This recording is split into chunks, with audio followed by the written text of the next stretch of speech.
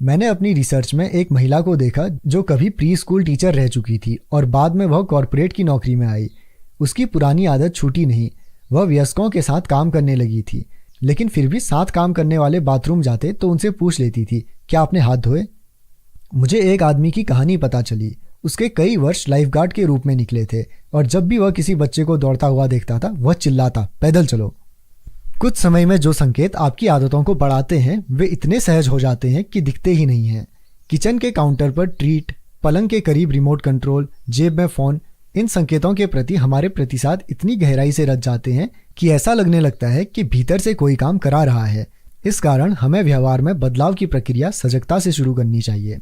प्रभावी तरीके से नई आदतें बनाने से पहले हमें वर्तमान आदतों का प्रबंधन सीखना चाहिए। यह सुनने के बजाय करना ज्यादा चुनौतीपूर्ण हो सकता है, क्योंकि एक बार आदत ने जीवन में जड़ बना ली तो ज्यादातर मामलों में अचेतन और स्वचालित हो जाती हैं। यदि कोई आदत बिना दिमाग लगाए हो रही है तो आप उसे सुधारने की उम्मीद नहीं कर सकते। मनोवैज्ञानिक कार्ल युंग ने कहा था, जब तक आप अचेतन को चेतन नहीं बनाते हैं तब तक यह जीवन को निर्देशित करेगा और आप उसे भाग्य कहने लगेंगे। आदतों का स्कोर कार्ड। जापानी रेलवे सिस्टम को दुनिया के सर्वश्रेष्ठ सिस्टमों में शुमार किया जाता है।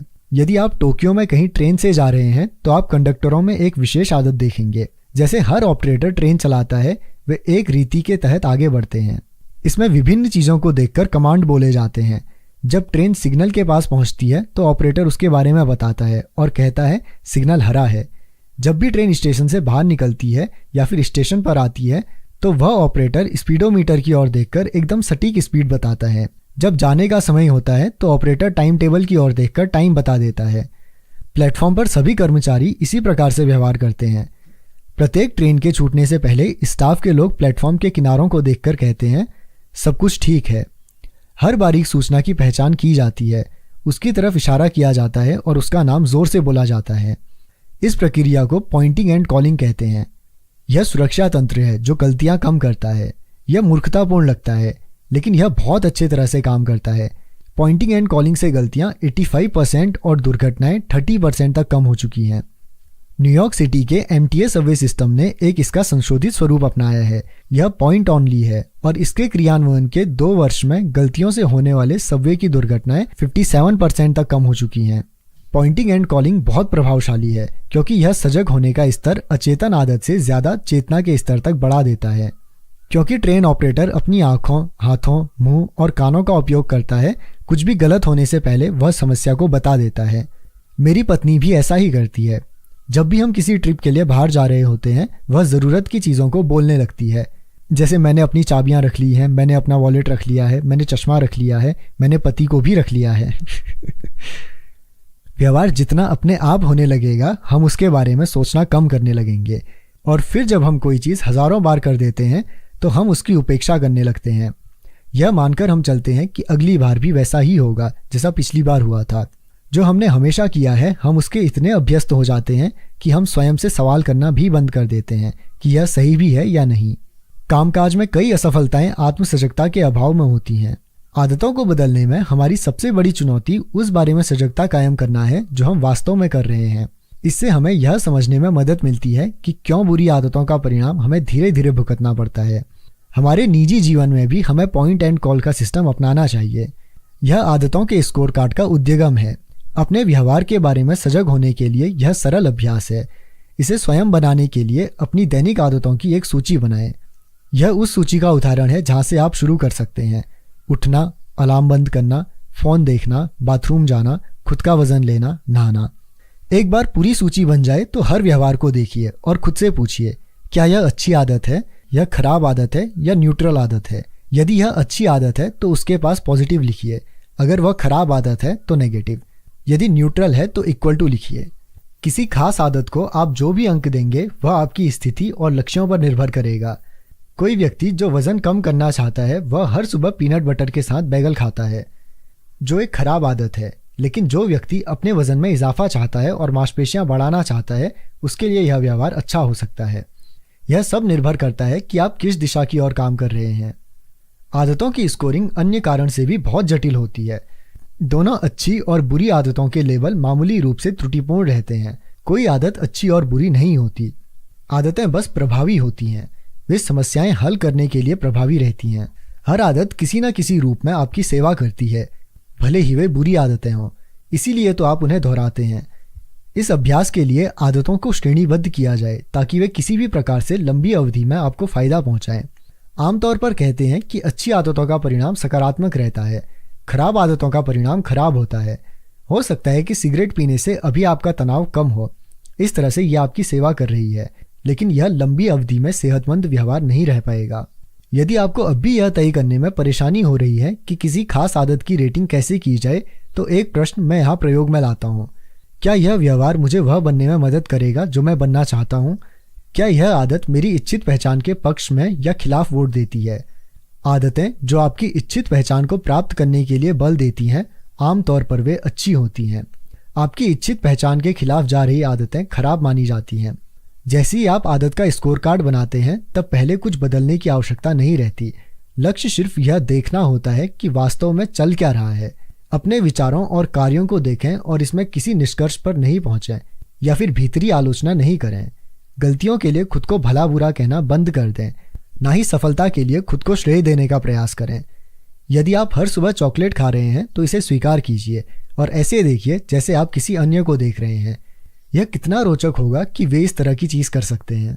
यदि आप अधिक खा रहे हैं तो सिर्फ यह देखिए कि आप अपनी जरूरत से ज्यादा कैलोरी खा रहे हैं। तो यह देखिए कि आप जीवन को उसी तरह से खर्च कर रहे हैं जिस तरह से आप कभी नहीं चाहते थे। खराब आदतों को बदलने का पहला कदम यह है कि उनसे सावधान रहें। यदि आप समझते हैं कि आपको अतिरिक्त सहायता की जरूरत है, तो आप जीवन में पॉइंटिंग एंड कॉलिंग की तकनीक अपना सकते हैं। जो काम कर रहे हैं उसे तेजी से बोलिए कि आप उसे करना चाहते हैं और क्या परिणाम होगा यह भी बोलिए। यदि आप जंक फूड की आदत को खत्म करना चाहते हैं लेकिन आपको आभास होता है कि आप कुकी उठाकर खा रहे हैं, तो जोर से बोलिए, मैं इस कुकी को खा रहा हूं लेकिन मुझे इसकी जरूरत नहीं है। इसे खाने से मेरा वजन बढ़ेगा और सेहत प्रभावित होगी। अपनी खराब आदतें जोर से बोलने पर वास्तविक परिणाम ज्यादा साफ दिखेंगे। बिना दिमाग लगाए पुरानी दिनचर्या में ढलने की बजाय इससे आपके काम में वजन भी आता है। यह नजरिया तब भी उपयोगी होता है जब आप किए जाने वाले कामों की सूची में से किसी एक काम को याद करने की कोशिश कर रहे होते हैं। बस तेजी से बोलना है, कल मुझे दोपहर के खाने के बाद डाकघर जाना है। इससे इस बात की संभावनाएं बढ़ जाएंगी कि आप ऐसा करेंगे। आप खुद को ही अपने काम की जरूरत के बारे में बता रहे हैं, यही असली अंतर लाएगा। व्यवहार बदलने की प्रक्रिया हमेशा सजगता से शुरू होती है।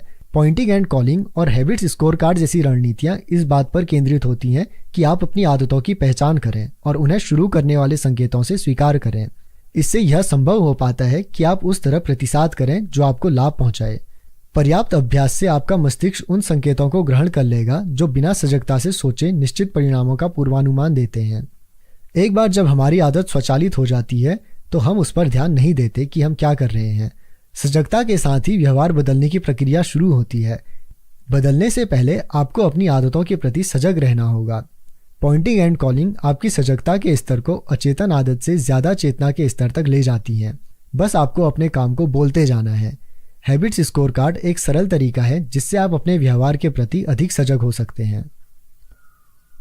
चैप्टर 5, नई शुरुआत करने का श्रेष्ठतम तरीका। बेहतर व्यायाम की आदत बनाने के लिए 2001 में अनुसंधान करने वाली एक टीम ने ग्रेट ब्रिटेन में 248 लोगों के वास्ते 2 हफ्ते का कार्यक्रम बनाया। अध्ययन में शामिल लोगों को 3 समूहों में बांटा गया। पहला समूह नियंत्रित था। उन्हें सिर्फ यह कहा गया कि वह ये देखे कि वे कितनी बार व्यायाम करते हैं। दूसरा प्रेरक समूह था। उन्हें यह कहा गया कि केवल वर्कआउट को ही नहीं देखना है बल्कि व्यायाम के लाभों के बारे में भी पढ़ना है। अनुसंधानकर्ताओं ने इन्हें यह भी समझाया कि किस तरह से व्यायाम दिल की बीमारी के जोखिम को कम कर सकते हैं और दिल की सेहत को सुधार सकते हैं। अंतिम तीसरे समूह के लिए वही प्रस्तुति रही जो दूसरे समूह के लिए थी, ताकि यह सुनिश्चित हो सके कि प्रेरणा का स्तर उतना ही बना रहे। हालांकि उन्हें कहा गया कि वे एक प्लान के तहत बताएं कि कब और कहां अगले हफ्ते एक्सरसाइज की जाए। खासतौर पर तीसरे समूह के हर सदस्य ने इसके आगे का वाक्य पूरा कर दिया।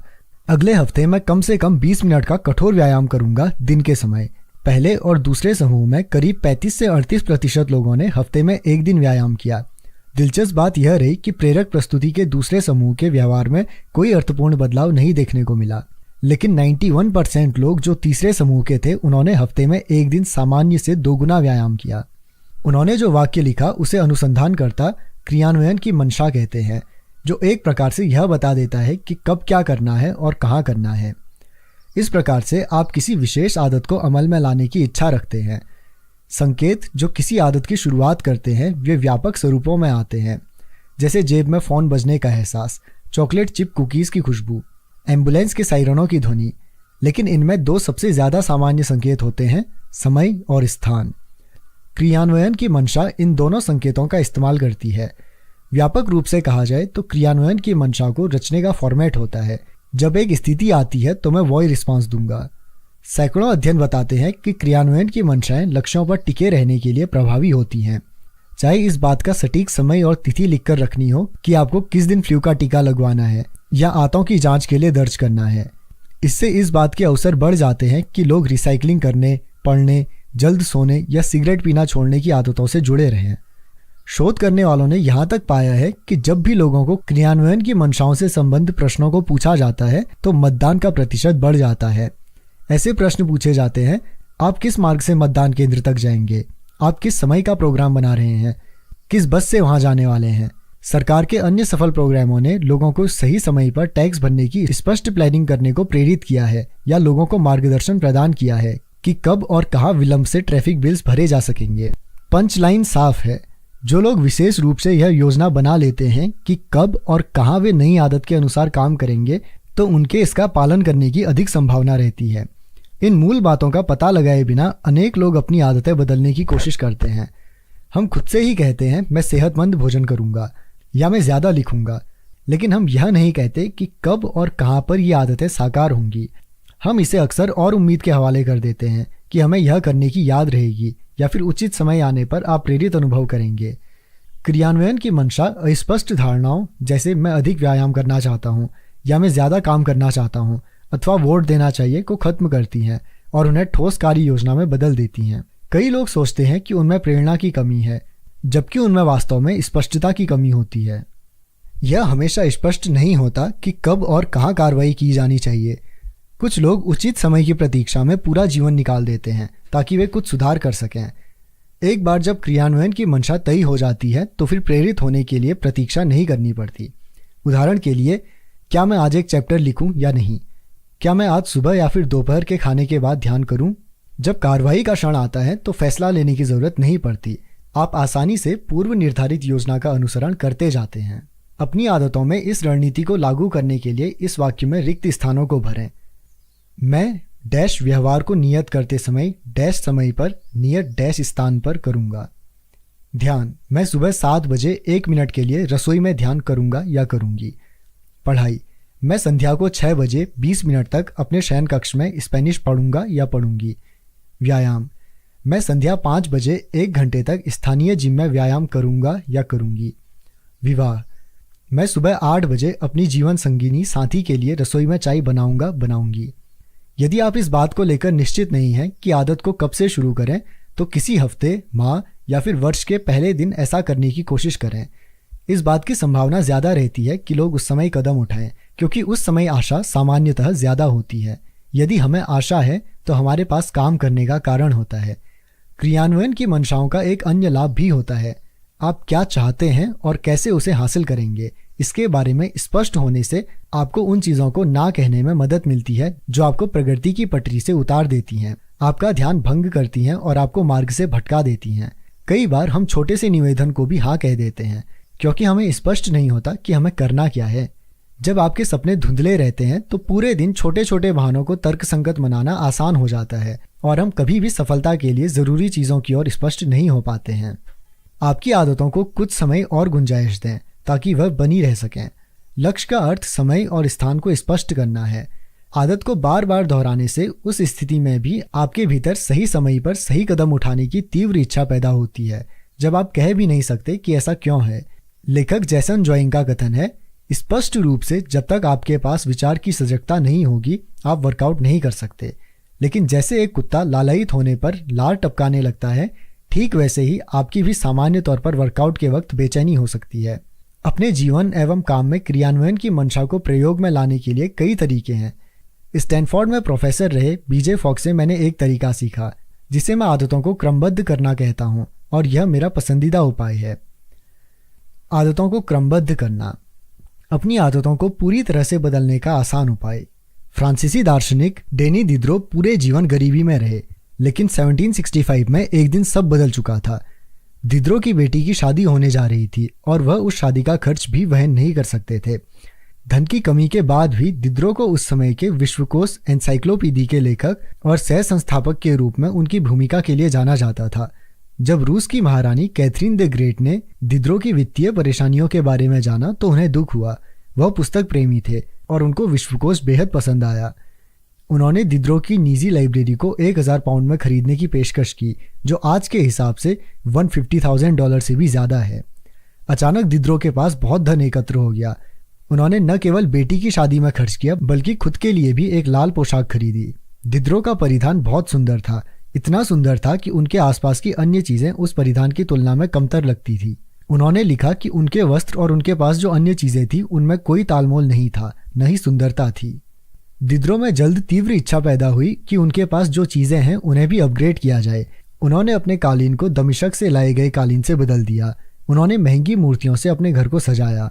उन्होंने चूल्हे के ऊपर रखने के लिए कांच खरीदा और एक बेहतर किचन टेबल खरीदी। उन्होंने अपनी पुरानी बेंत की कुर्सी को हटाकर चमड़े की कुर्सी खरीद ली।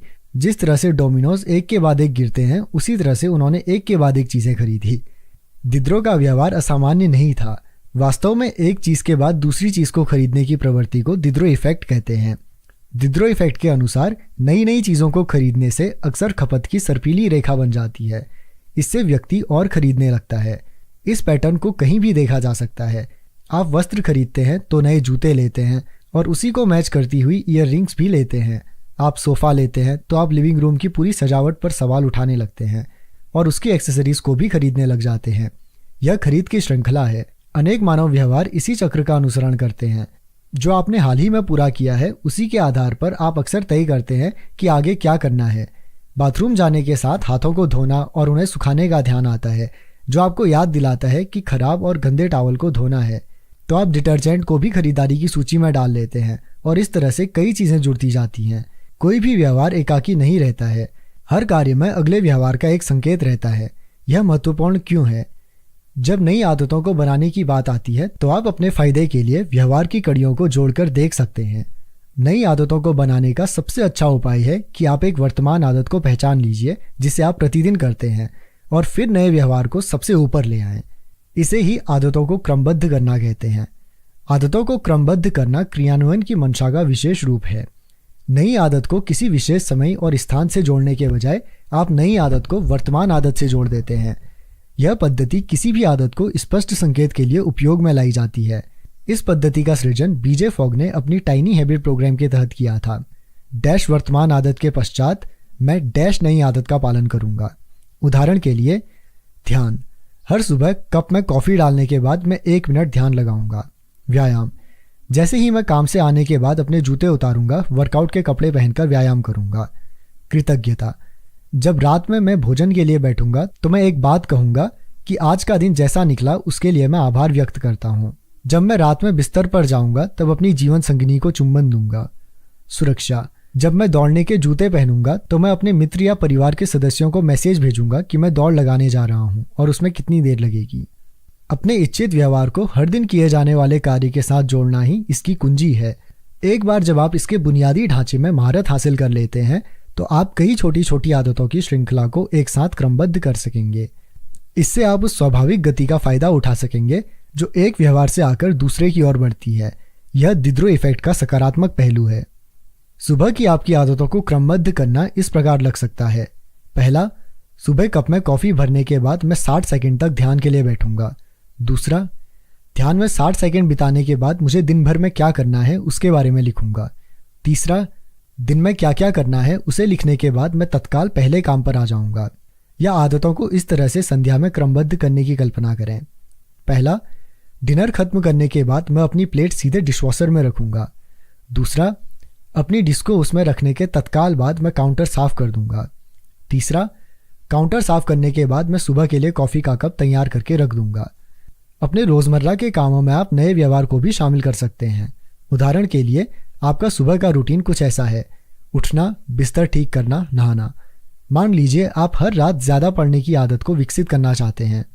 उसके लिए आपको आदतों के क्रम को बढ़ाना होगा, जो इस तरह का हो सकता है: उठना, बिस्तर ठीक करना, अपने तकिए के नीचे एक पुस्तक रख देना और नहाने जाना। जब आप रात को बिस्तर पर पहुंचेंगे तो लुफ्त लेने के लिए आपकी पुस्तक आपकी प्रतीक्षा में होगी।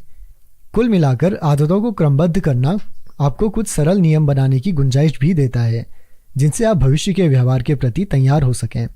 इसका मतलब यह है कि अगला कार्य कौन सा होगा, इसकी कार्य योजना पहले से आपके पास होगी। जब आप इस तरीके के साथ सहज हो जाते हैं तो आप सामान्य आदतों को क्रमबद्ध करते हैं, जो उपयुक्त परिस्थिति में आपका मार्गदर्शन करती हैं। व्यायाम: जब मैं सीढ़ियाँ देखूंगा तो मैं एलिवेटर की बजाय उसी का प्रयोग करूंगा। सामाजिक कौशल: जब मैं किसी पार्टी में जाऊंगा तो मैं उनसे मिलूंगा जिन्हें मैं नहीं जानता। वित्त: जब मैं $100 में कुछ खरीदना चाहूंगा तो उसे खरीदने से पहले मैं 24 घंटे प्रतीक्षा करूंगा। सेहतमंद खाना: जब भी मैं खाना खाऊंगा तो सबसे पहले मैं प्लेट में सब्जियां रखूंगा।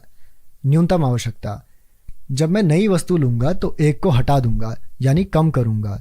एक लाओ, एक बाहर करो। मूड: जब फोन की रिंगटोन सुनाई देगी तो मैं लंबी गहरी सांस लूंगा और उत्तर देने से पहले मुस्कुरा दूंगा।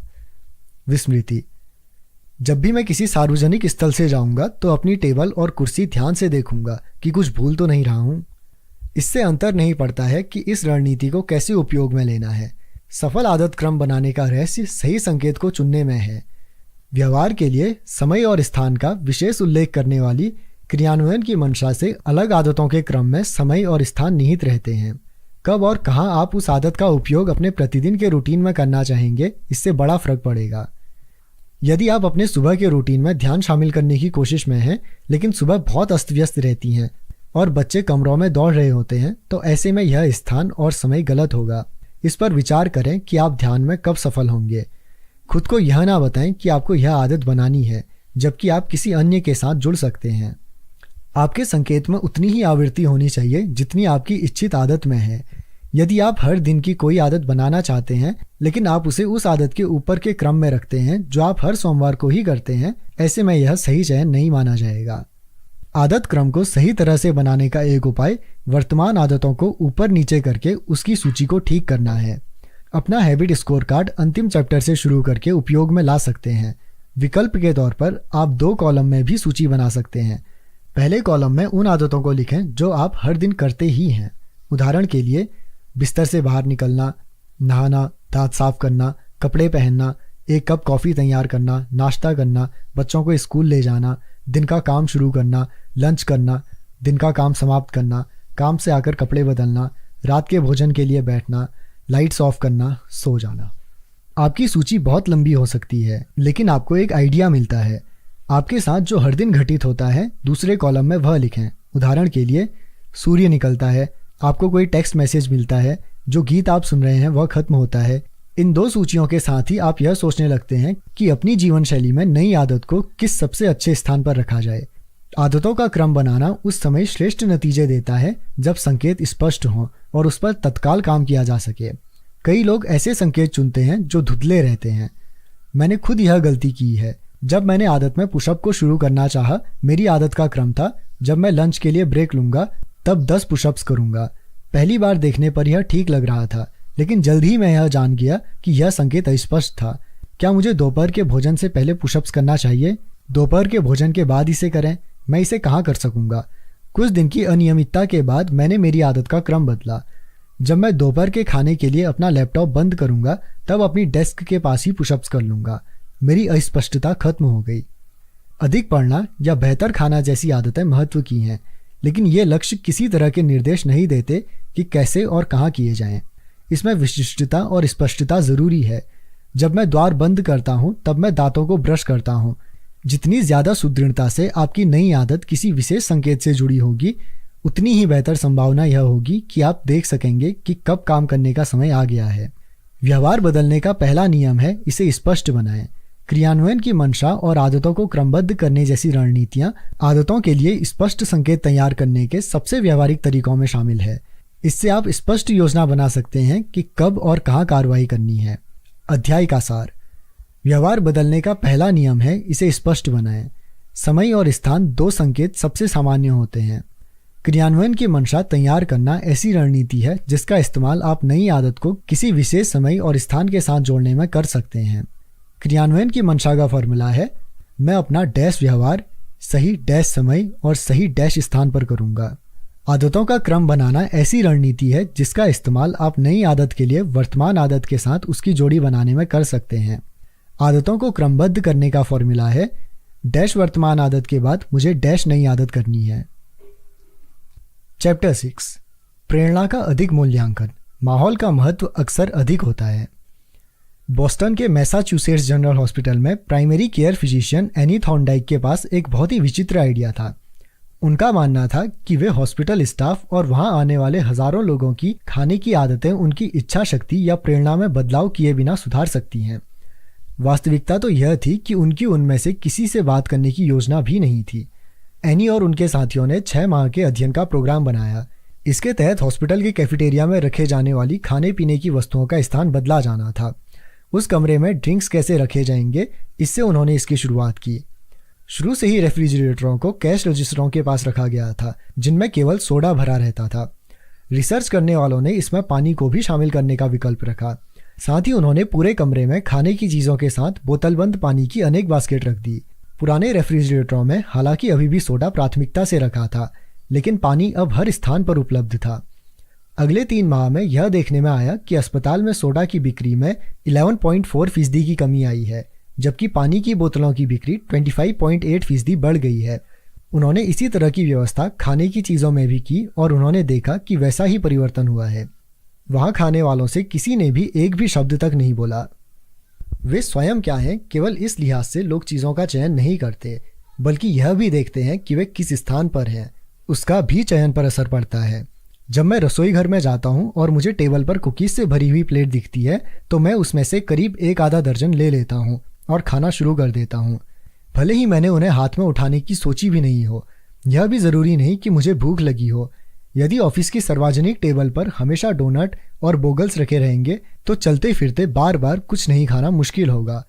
आपकी आदतों में बदलाव उस कक्ष की स्थिति पर निर्भर करता है जहां आप हैं और साथ ही आपको सामने क्या संकेत मिल रहे हैं। मानव का व्यवहार तय करने में माहौल की अदृश्य भूमिका रहती है। भले ही हमारे व्यक्तित्व अलग अलग हों, लेकिन कई व्यवहार किसी माहौल की किन्हीं परिस्थितियों में बार बार उभर जाते हैं। चर्च में लोग बहुत धीमे फुसफुसाकर बात करते हैं। अंधेरी सड़क पर लोग सतर्क व सुरक्षित होकर चलते हैं। इस तरह से बदलाव का सबसे आम स्वरूप भीतरी नहीं बल्कि बाहरी होता है। हम अपने आसपास की दुनिया से बदल जाते हैं। हर आदत प्रसंग पर निर्भर होती है। मनोवैज्ञानिक कुर्ट लेविन ने 1936 में एक सरल समीकरण लिखा था, जिससे एक दमदार कथन बनता है। एक माहौल में व्यक्ति का व्यवहार व्यक्ति का कार्य होता है, B = P, E। लेविन के समीकरण को व्यवसाय में परखने में ज्यादा समय नहीं लगा। अर्थशास्त्री हॉकिंस स्टर्न ने 1952 में एक असाधारण व्यवहार का उल्लेख किया। उन्होंने इसे सुझाव के आधार पर खरीद का नाम दिया। यह तब होता है जब कोई खरीदार किसी प्रोडक्ट को पहली बार देखता है और उसकी आवश्यकता के बारे में सोचता है। दूसरे शब्दों में, ग्राहक कभी कभार इसीलिए उत्पाद नहीं खरीदता है कि उनकी इच्छा होती है, बल्कि इसीलिए कि उसे बहुत अच्छे से ग्राहक के सामने पेश किया गया होता है। उदाहरण के लिए, जमीन पर रखी हुई चीज़ों के बजाय आंखों के स्तर पर रखी जाने वाली चीज़ें अधिक खरीदी जाती हैं। इस कारण से आप देखेंगे कि जो महंगे ब्रांड हैं, स्टोर की अलमारी में वहाँ रखे जाते हैं जहाँ पहुँच आसान हो, क्योंकि उनसे लाभ अधिक होता है, जबकि उनसे सस्ते विकल्प वहाँ रखे जाते हैं जहाँ स्टोर में पहुँचना भी आसान नहीं होता है। खुदरा विपणन में गलियारे के अंत में रखे उत्पाद प्रदर्शन पटल के लिए भी यही सही है। कई बार यह दुकानदारों के लिए पैसा बनाने का जरिया भी होता है, क्योंकि उनका स्थान स्पष्ट रहता है और वहाँ लोग अधिक आते हैं। उदाहरण के लिए, कोका कोला की 45% बिक्री गलियारे के अंत में रखे उत्पाद प्रदर्शन पटल की रैकों से होती है। लोगों को जब पता होता है कि यह चीज़ वहीं पर मिलेगी, तो वस्तु या उस सेवा के लिए लोग ज़्यादा प्रयास करते हैं। लोग बड लाइट पीते हैं क्योंकि यह हर बार में मिलता है, और स्टारबक्स इसीलिए जाते हैं क्योंकि यह हर कोने में है। हम ऐसा सोचना पसंद करते हैं कि हम नियंत्रण में हैं। यदि हम सोडे के बजाय पानी को ज़्यादा अहमियत दे रहे हैं, तो मान लेते हैं कि यह इसलिए है क्योंकि हम ऐसा करना चाहते हैं। हालांकि सच यह है कि ऐसे कई कार्य प्रतिदिन जो किए जा रहे हैं, वे उद्देश्यपूर्ण या पसंद के नहीं होते हैं। बस ये सर्वाधिक स्पष्ट विकल्प होते हैं, इसीलिए हो रहे हैं। दुनिया की अनुभूति करने और उसको समझने का हर जीव का अपना अलग तरीका होता है। गिद्ध लंबी दूरी तक देखने की दृष्टि रखता है।